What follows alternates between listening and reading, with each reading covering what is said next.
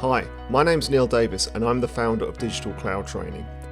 This video is an excerpt from our upcoming course for the AWS Certified Solutions Architect Associate certification that is made up almost entirely of hands-on labs. Over 20 hours of practical exercises to give you the knowledge and experience to pass your exam. I hope you enjoy the video, and for more information about our courses, check out our social media.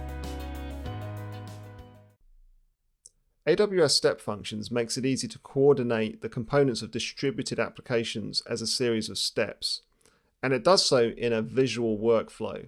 So you can define your code and then you can see through a visual workflow what the execution of that code looks like. What we're going to do in this lab is just run a very simple Hello World application using the Get Started button. So if you're on the splash screen of AWS Step Functions, you'll see this button here, Get Started. Let's just click on that. And you can now see the code, and the code is written in Amazon States language. And as you can see, on the left-hand side here, you have the code, and then on the right, you have the graph, which shows you a visual workflow. We're not going to change any of this code.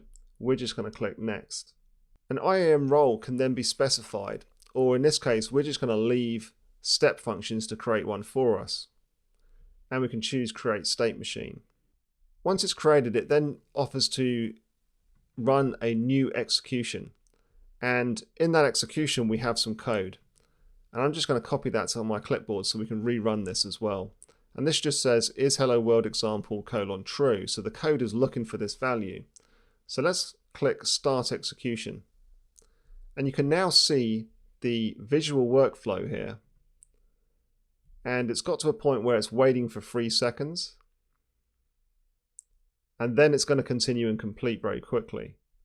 So that's what it looks like. So you can actually see your applications executing. You get the input here, and you get whatever output here. You can then just go and rerun that execution.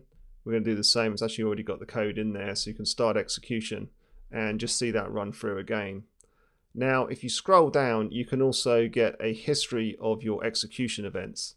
Back at the top here, you can then go to Activities and create an activity. And this enables you to have tasks in the state machine where the work is performed by EC2, ECS, mobile devices, and pretty much from anywhere. As I mentioned at the beginning of this section, AWS are recommending that you use step functions instead of simple workflow service for new applications. So unless you have a specific requirement for SWF, step functions is likely to be the answer in any question that asks for coordinated workflows. Also look out on the exam for mention of a visual workflow. Now, if you have human interaction with your orchestration or your workflow, you then might have to go to SWF, and we're going to talk about that in the next lab.